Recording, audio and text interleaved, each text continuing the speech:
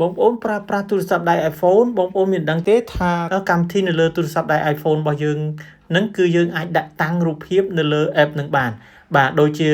app មួយនេះចឹងដែរបាទបងប្អូនឃើញទេគឺខ្ញុំបានដាក់តាំងរូបភាពណារូបថតជំនួសឲ្យ app photo ហើយ Casio នេះគឺខ្ញុំដាក់តាំងដែរបាទខុសពីរូប Casio Sin របស់វាបាទអញ្ចឹងយើងចុចទៅវាចេញជាកន្លែង Casio បាទហើយមួយវិញទៀតគឺកន្លែង map នេះបាទគឺខ្ញុំបានដាក់តាំងដែរពេលយើងចុចទៅគឺវា load ផែនទីណាទៅជា map បាទហើយមួយទៀតនៅលើទូរស័ព្ទដៃរបស់ខ្ញុំទៅចេញ Play Store ទៅវិញបាទអញ្ចឹងពេលយើងចុចទៅវាចេញជា app Store បាទអញ្ចឹងរូបភាពនៃកម្មវិធីទាំងអស់ហ្នឹងគឺខ្ញុំបានដាក់តាំងរូបភាពតំណាងឲ្យ app នីមួយៗហ្នឹងបាទអញ្ចឹងដើម្បីយើងដាក់តាំងបែបហ្នឹងបានតើយើងត្រូវធ្វើម៉េចបាទអញ្ចឹងបងប្អូនតាមដានវីដេអូនេះទៅបងប្អូននឹងដឹងថាតើយើងត្រូវធ្វើយ៉ាងម៉េចដើម្បីដាក់តាំងរូបភាពទាំងអស់ហ្នឹងបានបាទមុននឹងខ្ញុំបង្ហាញសូមបងប្អូនទាំងអស់គ្នាជួយចុច like ជួយ follow page ក៏ដូចជាជួយចុច subscribe លើ channel YouTube ដើម្បីទទួលបាននូវវីដេអូថ្មីៗជាបន្តទៀតបាទអញ្ចឹងខ្ញុំមកចូលទៅលុប app ដែលខ្ញុំបានដាក់តាំងរូបភាពនឹងចេញសិនហើយខ្ញុំមកធ្វើសារថ្មីចែកជូនទៅដល់បងប្អូនទាំងអស់គ្នាតែម្ដងបាទដើម្បីឲ្យងាយយល់បាទអញ្ចឹងដើម្បីយករូបភាពមកដាក់តាំងលើ app នៅលើទូរស័ព្ទដៃ iPhone ហ្នឹងបងប្អូនចូលទៅក្នុង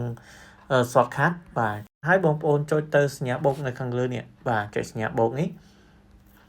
បាទបន្ទាប់មកដល់កន្លែងនេះបងប្អូនចូលទៅពាក្យ open app នេះបងប្អូនចុចកន្លែងហ្នឹងមកបន្ទាប់ពីបងប្អូនចុចកន្លែង open app ហើយបងប្អូនចូលទៅកន្លែងនេះណាចុចកន្លែងហ្នឹងមកបាទចុច app ហ្នឹងហើយរួចហើយបងប្អូនចង់ទៅដាក់រូបតាំងនៅលើ app ណាមួយបងប្អូនគ្រាន់តែចូលទៅរក app ដែលបងប្អូនចង់ដាក់តាំងរូបភាពមកបាទឥឡូវខ្ញុំយកទៅរក map នេះមួយចុះណា map នេះមួយបាទអញ្ចឹងខ្ញុំចូលទៅកន្លែងហ្នឹងបាទបន្ទាប់មកបងប្អូនចុចកន្លែងនេះមួយទៀតដើម្បីយើង rename បាទបងប្អូនចុចកន្លែងហ្នឹងមួយបងប្អូនយក rename មកបាទបងប្អូនយក rename ឬហើយបងប្អូនដាក់ថា map ដូចខាងក្រោមហ្នឹងមក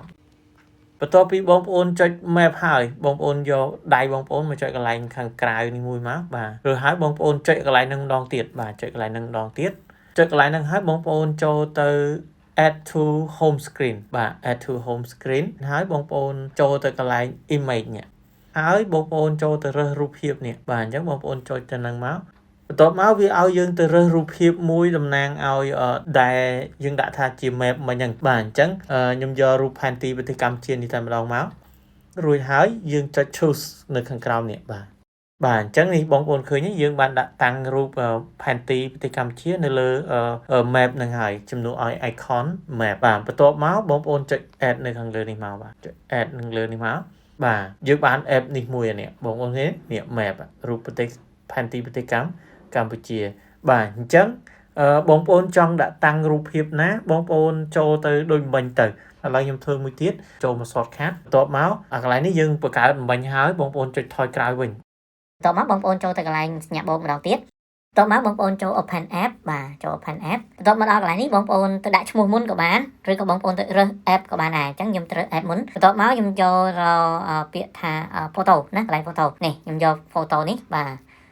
បន្ទាប់មកយើងទៅ rename មកបាទចូល rename ដាក់ photo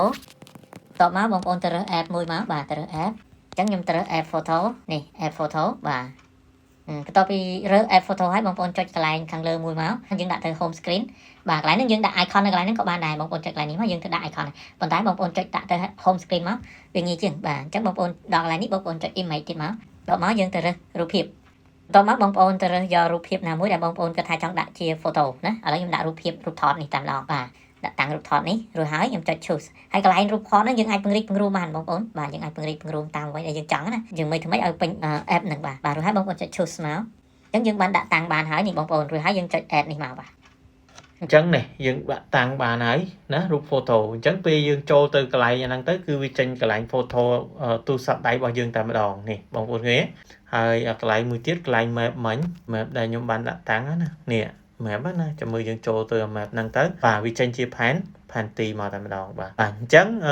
បងប្អូនគិតថា app ណាមួយបងប្អូនចង់ដាក់តាំងរូបភាពបងប្អូនអាចធ្វើបែបនេះបានបាទអញ្ចឹងវីដេអូថ្ងៃនេះគឺមានតែប៉ុណ្ណេះសម្រាប់បច្ចេកវិទ្យាទៅដល់បងប្អូនទាំងអស់គ្នាបាទសង្ឃឹមថាបងប្អូននឹងអាចធ្វើបានបាទសូមអរគុណជួបគ្នានៅវីដេអូក្រោយបាយបាយ